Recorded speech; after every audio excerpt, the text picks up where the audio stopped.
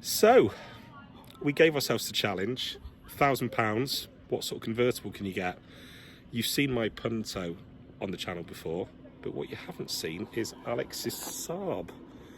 Tell us about the Saab. Well, so I think if you're going to buy a convertible, you buy a convertible from a company that really knows what they're doing with convertibles. So I purchased this Saab 9.3. I was right up against the budget though. I was £1,000, and I'll show you around it in a minute or two. But is it not just a Vectra? Of course it isn't. Much more than just a Vectra. Is it a tractor? It is not. Definitely not a tractor. Might smoke a little bit like one though. Well, what does it run on? Some crushed dinosaurs. So it's the green pump? No, it's the black pump. It's okay. a diesel. Okay. It's a diesel convertible, economy and style. Okay. What? I can't think of anything better. So it's a diesel Vectra? A diesel convertible Saab with a Vauxhall Vectra engine. Okay. So, show us the Saab. So let's talk you around the Saab. So the Saab 9.3 obviously has got some GM underpinnings, and yes, there is a little bit of Vectra under there, but it was very heavily reworked by Saab. Saab's of course made convertibles right from the mid-80s when the 900 convertible was the first convertible that Saab came out with. They spotted a gap in the market, particularly the American market. It was followed by an earlier 9.3 convertible, and then this, the later generation, the last generation of 9.3, which came out in, I think, about 2003, 2004, if I recall. When did they go under? Was it 2010? So 2011, 2012, okay. The last Saabs were sold. And the last few, there were a few convertibles as for the last ones. But they finished with this shape of 9.3, albeit with a slightly facelifted front.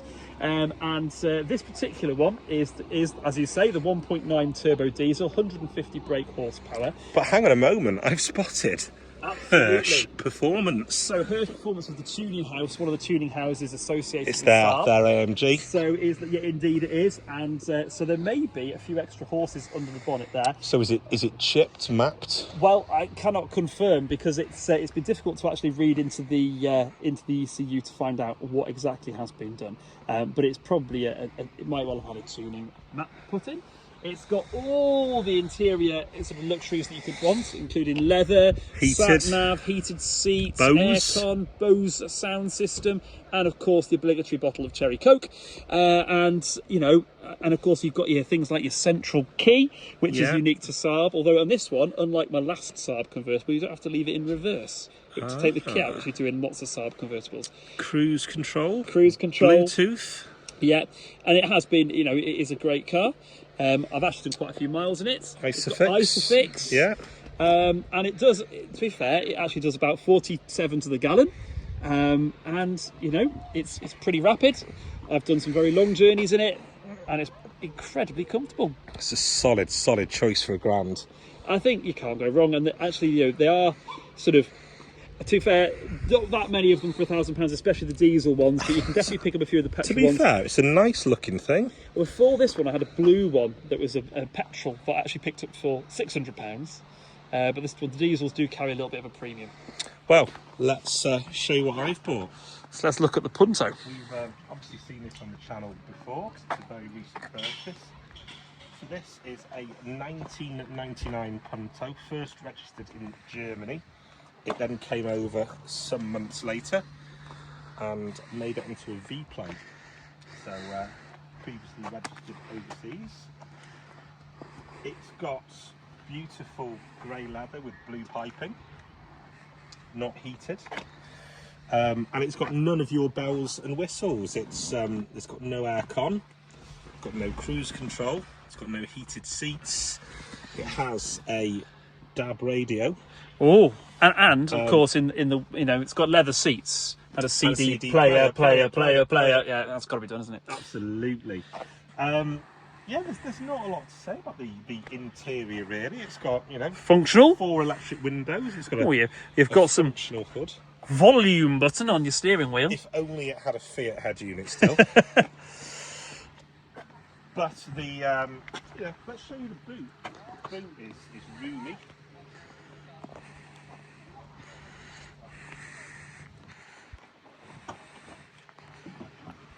I would say if you're a golfer, you're slightly knackered, but I have been to Burger King.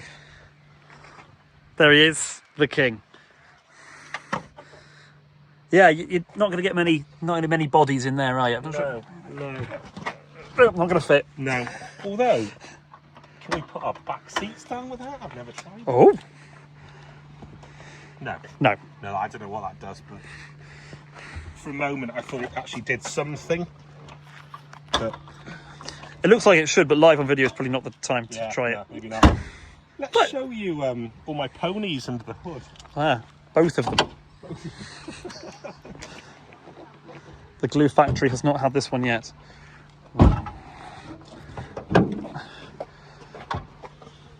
You'll see my sports cone air filter. Who doesn't love a sports cone? Yeah, and this is remind me, 1.2 litre 16 valve. It certainly is. It certainly is. 4 cylinders, of course. Brake horsepower, do we know? 60. Do we think? 60, I think maybe even 90 if on a good day. Some of them have a little sticker on the side, don't they? Say, but yeah, functions well enough. For under £1,000. Under £1,000, and how much under £1,000 did you manage to snag this little beauty for? It's literally some pounds. Some pounds.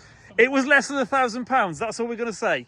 That is pretty much it. Now the Punto is an interesting one because obviously Saab home built their convertibles, whereas the Punto was a Bertoni build, I believe, rather than, or at least certainly Bertoni design. Actually quite a pretty little thing because the actual whole of the rest of the Punto is a nice little car, the Punto. But this one, I did quite like them in convertible form. They do kind of sit quite nicely on the road. It's probably one of maybe 11 left. That's pretty impressive. Yeah. Pretty impressive. And I have a feeling, James, is it not for sale currently? It currently is. It's actually for you may have for, mentioned that. £1,200. For £1,200, so you could get a convertible for over £1,000. Yes, I buy it for under, you buy it for over. And that's my thumb. Well, those buttons do work. Alex has just tugged the buttons. And look at this. It's a ski slope. It's an Alex slope.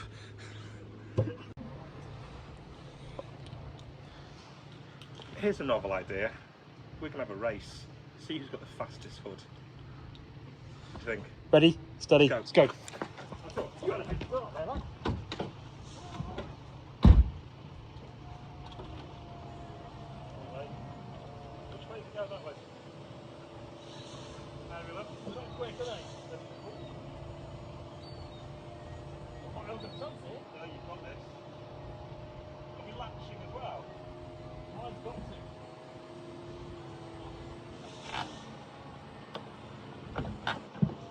Yes! Ha! I'm a loser. What can I say? Didn't time it, but you won. That's all that matters. there you go. Wow. Smooth. Right, ignition on.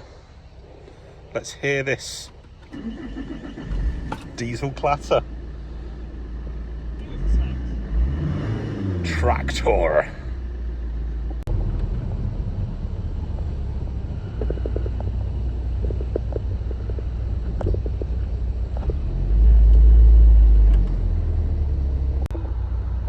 While I'm at traffic lights, look at the night panel. And look at that cup holder. Okay, Punto time. Oh, yeah, some speed bumps. So, Fiat Punto, I'm not going to lie, I've actually been quite looking forward to driving this because I quite like a Punto. I've never owned one, but I have driven a couple as courtesy cars, but they were much newer Puntos than this. But this shape of Punto I've always enjoyed. And with the roof off, even better. Ooh, all of the power. Let's say exercise all of the probably about 50 horses that are still there. So it drives well, it actually picks up quite nicely. There's a really long throw on the gears, which makes you feel kind of reminiscent of older cars, which I quite like. It is definitely an older and cheaper car than the Saab. And if you can hear me above the roaring wind noise, it's actually quite a pleasant little place to be. A very upright driving position, but I suppose you could probably remedy that if you wanted. But look, the roof's off, and I'm happy.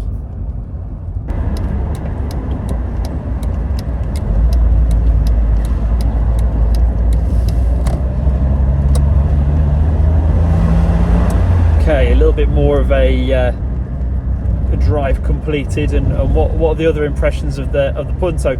I tell you, it does shake, rattle and roll a little bit. So does the Saab, to be fair. There's nothing too horrendous about it. And you know, its engine's really little willing engine. You think actually 1.2 it's just going to stutter about, but it's actually a willing little engine. It's quite fun. And I think of the two of us, I reckon I've probably had the smile on my face for more of the journey, because I've really enjoyed driving this. It's been a great little experience. Would I buy one for everyday use? Well, obviously, if you're looking to buy this, yeah, of course I would.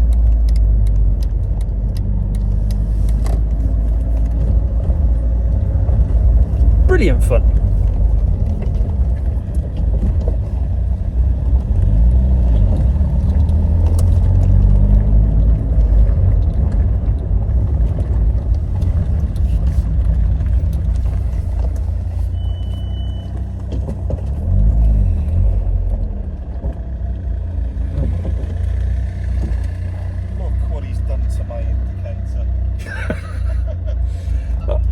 I was just having too much fun.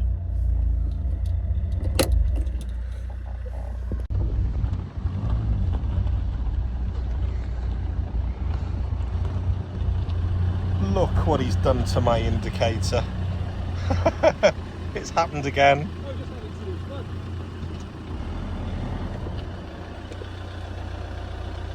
Doesn't he look very camp? This is fun. I like this. We found ourselves another castle. This Because, time, you know, you'd think we're in Wales or something. So, you've driven mine, I've driven yours. I've got to admit, I thought the Punto was an awful lot of fun, actually.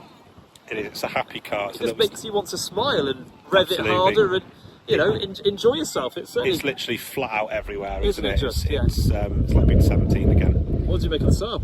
I loved it. Do you know, it's a little, for a tractor, it's really comfortable. I had the heated seat on, I was playing with the night panel, tunes on.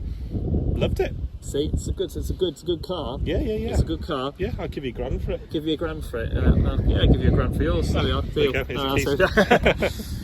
So we're going to have to decide which one's better. Who's the winner? Well, I think we need some help with that.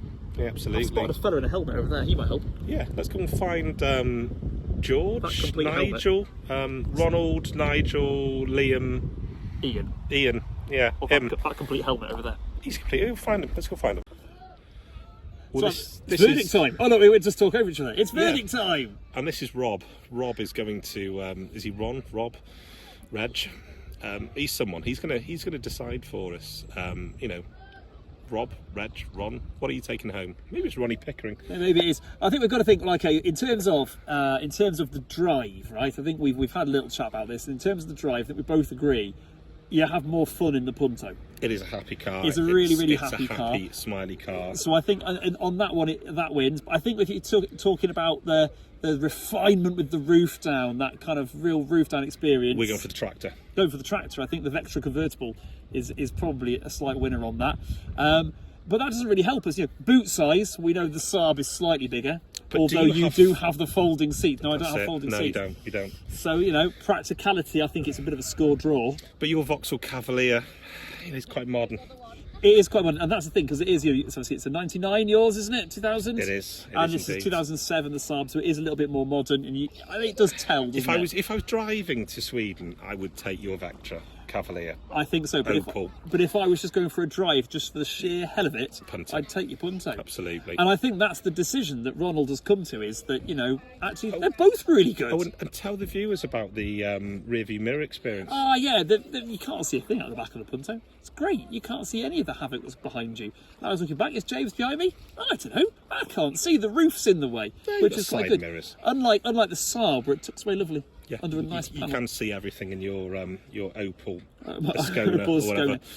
But it has to be said, I think the Punto has surprised me today. I liked that a lot more than I thought it was going to, and I was really impressed by it. Well, there we go. Well, thanks for watching our madcap crap actions. Absolutely, and the third presenter hasn't said much, so I think you're fired, Ron. Yeah, Rob is quiet.